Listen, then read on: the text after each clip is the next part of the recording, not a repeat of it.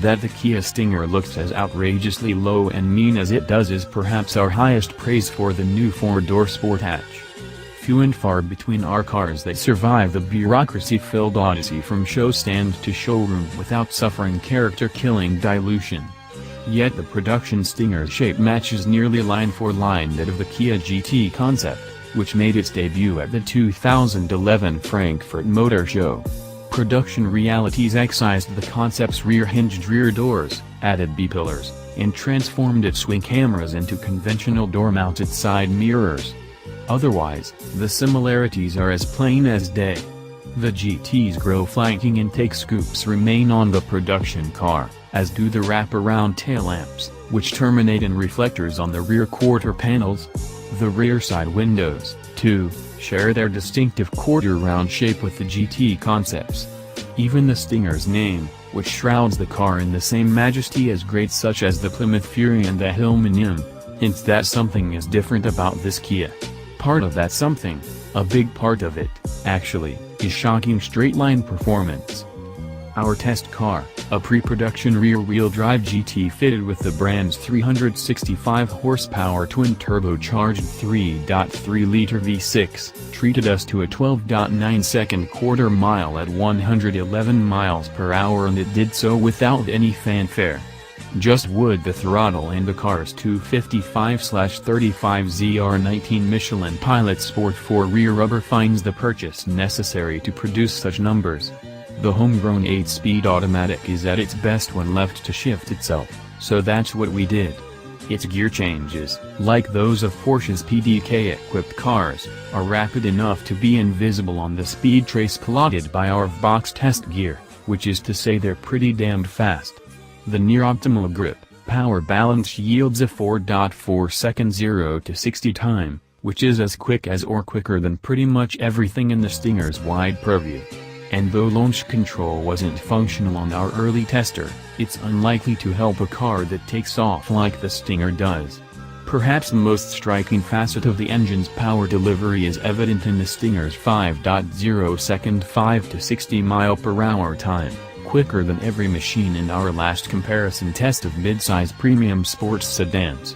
Acceleration is strong with this one. Braking, too, is better here than in those sedans from Audi, BMW, Cadillac, Jaguar, and Mercedes, requiring only 156 feet from 70 mph. 4-piston front and 2-piston rear Brembo calipers are standard on the GT. Pedal response is predictable, but it's spread over more travel than we'd prefer.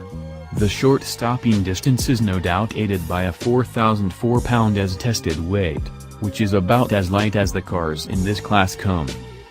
Kia, of course, has a broader plan for this hatchback, which includes more than just impressive acceleration and braking. It wants to match up to the established German midsizers. The base trim Stinger, without the GT moniker, comes standard with a 255 horsepower turbocharged 2.0-liter 4-cylinder coupled to an 8-speed auto, a popular modern powertrain configuration. Both engines are available with rear or all-wheel drive. And the Stinger is competitively scaled. Its 114.4-inch wheelbase is only a few tenths of an inch shorter than the Audi A6 and S6's, and its overall length, at 190.2 inches, is about 4 inches shorter than the A6 and the BMW 5 Series sedans. But both its wheelbase and overall length are greater than those of the BMW 3 Series, Cadillac ATS, and Mercedes C-Class sedans. Indeed, its interior volume is competitive with that of most mid-size premium players, a fact that was plainly obvious when our largest staffer took the Pepsi challenge with the Stinger and Audi A5 Sportback rear seats. He actually fit in the Kia. But it's the handling latitude and capability of cars such as the BMW 4 Series Gran Coupe, a car that Kia carefully benchmarked in its development, that the Stinger targets with the GT's 5 drive modes: Smart, Eco, Comfort, Sport, and Custom. Shared with the upcoming Genesis G70, the Stinger's platform uses struts up front and a multi-link rear suspension. A clutch-type limited slip differential is standard in top-trim GTs, and the car's dampers continuously adjust within 2 distinct calibrations that are tied to the drive modes. Custom mode allows drivers to tweak engine and transmission responses, steering effort, damping rates, and engine sound enhancement, which is accomplished through the Stinger's audio system speakers. As with most Hyundai and Kia products, the Stinger's infotainment and HVAC layout is an elegantly useful balance of dedicated buttons and screen functionality. And in case you're a car maker wondering how to best integrate controls, let the Koreans give you a lesson in center stack harmony, knobs on the audio system control volume and tuning, and 2 dials on the ventilation system manage cabin temperature. Another knob near the shifter adjusts drive modes. Curiously, there's no primary knob for the infotainment system, but Kia makes it all work with dedicated buttons. The Stinger further closes the gap to high-end machinery with a strong showing of standard features. GT trims include LED headlamps, heated front seats, and Android Auto and Apple CarPlay integration, to name a few. If there's one piece of tech that most clearly demonstrates Kia's seriousness about chasing up market carmakers, it's safety. The Stinger's advanced safety features work seamlessly and intuitively. Lane keeping assist, when coupled with adaptive cruise control, verges on hands-off-the-wheel automation even if that's not its intent. Lane centering is superb, and we found the system capable of managing lane shifts and high-speed sweepers with little to no driver oversight, not that we encourage it.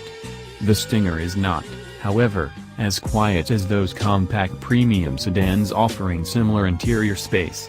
At 70 miles per hour, our GT produced a 71 decibel din, louder than an Audi S5 Sportback, BMW 340i, and Jaguars. In our testing, which included repeated lapping of our 10 best loop, we saw only 17 miles per gallon from the Stinger, 2 miles per gallon less than we measured in the 325 horsepower Ford Fusion Sport. EPA fuel economy data wasn't available as of this writing, but we estimate the GT will hit 21 miles per gallon combined. Rear drive GT trims start at $39,250, with all-wheel drive adding $2,200. Our fully loaded rear drive Stinger with advanced safety features is a $50,100 proposition. That's a lot of money for a Kia. Which leaves us asking, is this hit-and-hatch Kia worth $50,000? Despite being quick at both going and stopping, the Stinger lacks the feel, finish, and immersive experience of the premium midsize players. But it's without question a better car inside than, say, a Dodge Charger Daytona, which starts at a nearly identical price yet lacks the Stinger's performance. It comes down to what buyers want. If the exquisite experience of a true luxury sports sedan is a no-compromise zone, they'll have no choice but to shell out another 20 grand for a premium midsizer. But if a step down in finish and aura is acceptable, and if muscle is important, then the Stinger delivers speed in a package that looks as if it drove off an auto show turntable.